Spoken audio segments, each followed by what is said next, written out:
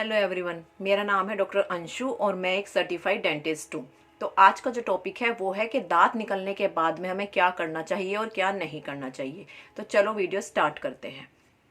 तो सबसे पहला जो काम होता है, जैसे ही दांत निकलता है वहां पर हम क्या करते हैं, एक दवाई वाली हम रुई लगा के छोड़ देते हैं और हम फिर पेशेंट को बोलते हैं कि इसको आपको आधे घंटे से लेके पौन घंटे तक उसी जगह पर रखना है। ठीक है। सबसे पहला काम होता है कि वो जो दवाई की रुई है उसको वहां पे 45 मिनट तक रखना है। जो दूसरा काम होता है वो ये होता है कि 45 मिनट के बाद उस रुई को हाथ से पकड़ के फेंक देना है, थूकना नहीं है। तो जो सेकंड प्रिकॉशन है वो ये है कि जैसे ही दांत निकला उसके आगे आने वाले 24 घंटे तक हमें थूकने का परहेज होता है।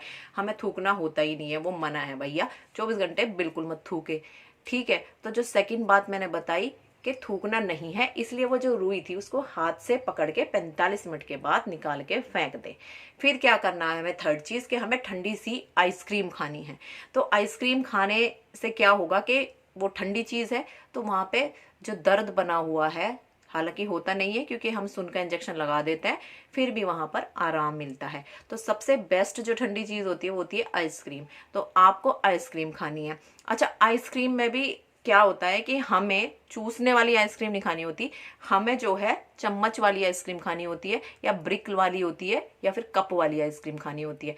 उसका भी कारण है। उसका कारण ये है कि जो हमारा खून का थक्का वहां बना जहां पे दांत निकला, और हम जब चूसेंगे तो हमारे मुंह के अंदर प्रेशर क्रिएट होता है, नेगेटिव प्रेशर, जिससे वो जो थक्का होता है वो हट जाता है, फिर से ब्लीडिंग शुरू हो जाएगी। इसलिए हम बोलते हैं कि भैया चूसने वाली कोई भी चीज़ नहीं खानी है, जो भी खानी है चम्मच से खानी है। तो और एक और चीज़ है कि हमें स्ट्रॉ का भी यूज़ नहीं करना है। जैसे हम ठंडी कोल्ड ड्रिंक पियेंगे या कुछ पियेंगे तो क्या करते हैं लोग, स्ट्रॉ लगा के पीना शुरू कर देते हैं, तो उसमें भी सकिंग एक्शन होता है, तो वो भी हमें नहीं करना है। तो हमें क्या करना है, तीसरी काम कि हमें ठंडी ठंडी आइसक्रीम खानी है। उसके बाद जो नेक्स्ट चीज़ है वो है कि हमें जो डेंटिस्ट ने दवाई लिखी थी वो हमें दवाइयाँ लेनी है। वो जो पहली डोज है जो भी उसने दी है, एंटीबायोटिक दी है या एंटासिड दी है, पेन किलर्स दी है, वो आपको तुरंत के तुरंत, जैसे ही 45 मिनट्स हुए, आपने रुई का फुआ निकाला, आपने आइसक्रीम खाई, उसके बाद किसी ठंडे पानी से या ठंडे दूध से या जूस से, सब ठंडा होना चाहिए, उससे हम वो पहली खुराक खाएंगे। ठीक है। उसके बाद हमें क्या करना है, माना कि हमारे लंच में या डिनर में आगे जो भी आने वाला है, दांत निकलवाने के बाद हमने जिस टाइम भी दांत निकलवाया है उसमें थोड़ा वक्त है, तो हम क्या करेंगे, फिर से हम रुई लेंगे जो कि नॉर्मली घर में मिलती है, मंदिर वगैरह में जो यूज़ करते हैं, वो रुई लेंगे, उसको पानी में भिगोएंगे, निचोड़ेंगे, दूसरी रुई उस जगह पे लगा के आराम से आराम करेंगे। स्प्रेज है कि हमें बोलना कम है। ठीक है। ज़्यादा बोलेंगे तो उसमें भी हमें दिक्कत हो सकती है, तो थोड़ा आराम करें तो बेटर है, क्योंकि जो हम सुन का इंजेक्शन लगाते हैं उसमें हमारी आधी जीभ भी सुन हो जाती है, तो जिसकी वजह से जब भी हम बोलने की कोशिश करेंगे तो जो हमारी आधी जीभ है उसके कटने के चांसेस होते हैं, वो बार बार दांतों के बीच में आएगी तो उसके कटने के चांसेस होते हैं। इसलिए हमें बोलना भी अवॉइड करना है, हमें बोलना नहीं है। जो नेक्स्ट हमारा प्रोसेस होता है कि हमें आगे और क्या करना है, कि हमें क्या खान पीन रखना है। तो हमारा जो खाना पीना होता है वो होता है 24 घंटे तक हल्का खाना, ठंडा खाना। तो हल्के खाने में आएगा दलिया, खिचड़ी, चावल, ठंडा दूध आ गया, और खीर आ गई, या ब्रेड को दूध में भिगो के, लेकिन जो भी खाएं उसको पहले बनाएं, फ्रिज में रखें, उसके बाद निकाल के उसको खाना होता है। उससे पहले उसको गरम गरम हमें नहीं खाना होता, या तो रूम टेम्परेचर पे खाएं या थोड़ा ठंडा करके खाएं। ठीक है। अब आता है कि हमें उसके बाद क्या करना है। तो 24 घंटे के बाद, दांत निकलने के 24 घंटे के बाद हमें फिर से गर्म चीज़ें स्टार्ट कर देनी है। 24 घंटे तक हमें सिर्फ ठंडी चीज़ें खानी है, गर्म चीज़ें अवॉइड करनी है।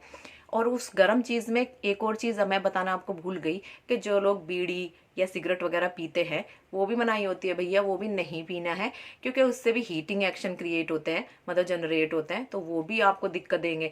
तो जो भी बीड़ी और सिगरेट होता है वो भी 24 घंटे के लिए तो हम ना ही करें तो बढ़िया है। वैसे तो कई दिन तक नहीं करना होता, पर कम से कम 24 घंटे तो रुक ही सकते हैं, तो 24 घंटे आप वो ना पिए। तो अब आते हैं हम नेक्स्ट स्टेप पे। तो जब 24 घंटे हो जाए उसके बाद हमें क्या करना है कि हमें फिर से गर्म चीज़ों पे स्विच कर देना है। वापस से हम गर्म चीज़ें शुरू कर सकते हैं जो कि हमने छोड़ी थी। दांत निकलने से लेकर के उसके 24 घंटे तक सिर्फ ठंडी चीज़ें, और 24 घंटे होने के बाद में हम नॉर्मल रूटीन पे वापस आ जाते हैं। बस हमें उसमें कुछ चीज़ें ध्यान रखनी है। सबसे पहला होता है, लोग हमसे पूछते हैं कि भाई ये ब्रश कर सकते हैं कि नहीं कर सकते।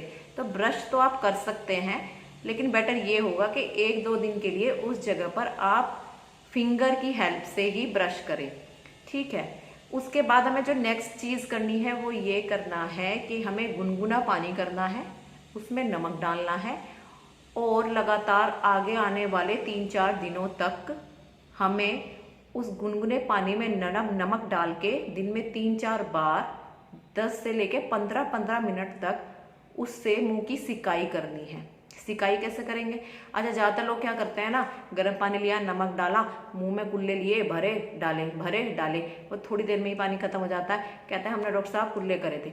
ऐसा कुल्ला नहीं चाहिए भाई हमें चाहिए कि आपको उस जगह की सिकाई करनी है। अब मुंह के अंदर तो आप हॉट पैक लगा नहीं सकते, तो उसके लिए आपको क्या करना होगा, गुनगुने पानी में जो नमक डाला था उसकी आपने एक सिप ली, उसको वहाँ पे आप होल्ड करके रखेंगे उस जगह पे जहाँ पे दांत निकला है।